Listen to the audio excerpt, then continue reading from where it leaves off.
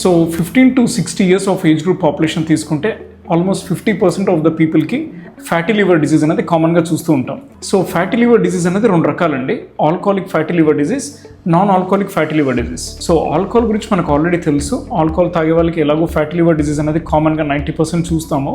Sir alcohol తీసుకోకుండా fatty liver ఉంటుందండి? Yes, alcohol తీసుకోకుండా కూడా ఫ్యాటీ లివర్ డిజీజ్ వచ్చే ఛాన్స్ ఉంది. దానికి రీజన్స్ ఏంటి అంటే వెయిట్ ఎక్కువగా ఉండడం, ఒబేసిటీ, లేదా డయాబెటిక్ పేషెంట్స్, లేదా ఆయిల్ ఐటమ్స్, ఫ్రైడ్ ఐటమ్స్, ఇలా processed and junk food, soda items ఎవరైతే ఎక్కువగా తాగుతుంటారో వాళ్ళలో కామన్గా చూస్తూ ఉంటాం. అది ఎందువల్ల జరుగుతుంది అంటే మన బాడీలో ఉన్న ఫ్రీ ఫ్యాటీ యాసిడ్స్ అన్నవి మన ఇంటెస్టైన్ నుంచి అబ్జర్వ్ అయ్యి లివర్ మీదకి వెళ్ళి డిపాజిట్ అయ్యి ఆ ఫ్యాటీ లివర్ కొంచెం పెరిగి ఆ తర్వాత ఫ్యూచర్లో సిరోసిస్ కూడా అయ్యే ఛాన్స్ ఉంటుంది. డయాగ్నోసిస్ ఇస్ వెరీ సింపుల్ అండి. We can do one simple ultrasound abdomen. దాంట్లో మనకి పర్సెంటేజ్ ఆఫ్ ఫ్యాట్ ఉంది లివర్ చుట్టూ అనేది తెలుస్తుంది. అలాగే ఒక చిన్న blood test, liver function test వల్ల కూడా మనం ఈ ఫ్యాటీ లివర్ డిజీజ్ అనేది ఈజీగా డయాగ్నోస్ చేయొచ్చు. ఇది క్యూరబుల్ సార్ ఫ్యాటీ లివర్? 100% అండి. It is preventable and treatable also. So మనము దీనికి చిన్న చిన్న మెషర్స్ తీసుకుంటే మనం ఈజీగా ప్రివెంట్ చేయొచ్చు.